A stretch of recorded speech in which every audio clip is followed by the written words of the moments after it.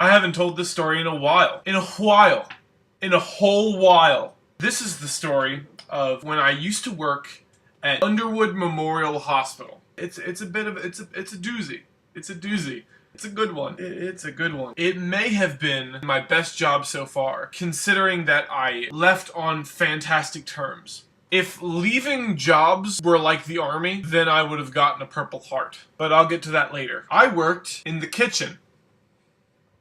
And they gave me this hat. Underwood Memorial Hospital. Kitchen staff, at least that's what I think it says. My job was to read the menus, breakfast, lunch, and dinner, and as the trays moved past on the conveyor belt, put the food on the tray accordingly. Now, the thing about me that most people don't know is that I sweat profusely when the temperature is high or when there's pressure. I sweat like a Nazi hearing an American accent. And when I sweat, if my hair is long enough, it will wetten my hair and sharpen it into hooks. If I'm moving around a lot, those hooks, which are hooks of hair which are dripping with salty sweat, will hook into my eye and drip sweat into my eye like a sharp sting. It's the worst thing in the world. I stopped wearing my hair long because of this reason. When that happens, I tend to get really aggravated and upset. I'm working on the conveyor belt, putting hot food from the stove to the plate, burning myself. One rubber glove, one heat mitten, and another rubber glove, both hands, trying to go back and forth. It was my first day.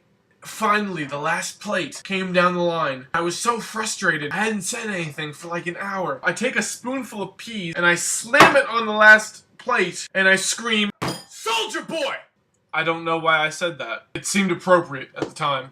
Everyone turned around. Some people applauded. Some people just screamed. As far as first impressions go, that was pretty embarrassing. Other duties of mine were to take a cart of food for a specific department in the hospital and take it into an elevator up to the department.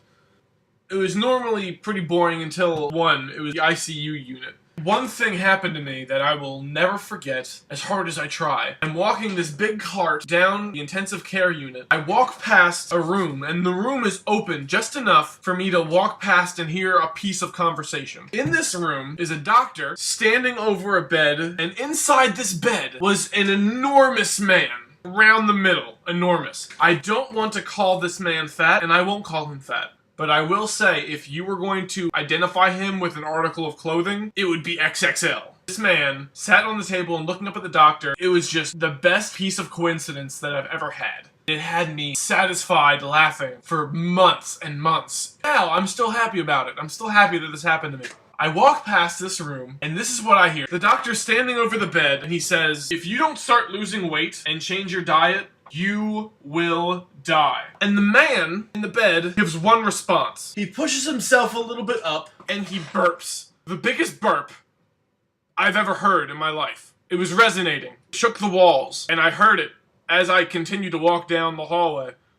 To this day, what really slices me bananas over this situation is that I'm not sure if that burp was a burp of submission to what the doctor was saying, as if to say, "You're absolutely right, I'm gonna get right on that." Or if it was a burp saying, "Forget what you say, I'm gonna do what I want." To this day, I have no idea. There's a few other things about Underwood that I do my best to forget, but will never be able to forget. I worked with a lot of people, one of which was a very rude young man who did the same thing I did. We were just dietary staff. We cleaned up, we put the food away, and we put the food on the trays. We brought the food to the rooms, and afterward, we would do the dishes. This guy was the rudest guy I've ever met, and he was my age, which was embarrassing. We all had standard hats, pretty standard, nothing strange, but he wore his hat like this. Which shouldn't matter, but it totally does. Because that's a jerky way to wear a hat. I remember the first time I realized that this was going to be a long day, basically, with him. I was washing the dishes with him, and he had a necklace on, and on the necklace was a little tiny frame. I thought that was nice, and on the frame was a picture of him at like a prom with a very beautiful young lady. And I was like, "Oh, that's so nice. Is that your girlfriend?" Then he said no, and then he referred to her with a word that I will not repeat. In order to tell you the rest of the story, I'm going to have to take that word and replace it with another word. This is how the conversation went. "Oh, that's a really nice picture. Is that your girlfriend?" "Ah, yo, this my Zubat." "Oh, wow. Yo, my brother, you got a Zubat?" Nope, but I know many women who are self-respecting and would really hate me if I ever used that word to describe them. When we would go to the intensive care units, he would say things like, "Hey, yo, check out this family, they're crying." I don't know how to be more insensitive than that. I want to say, desperately, after I left, that was the last time I saw him. But it wasn't.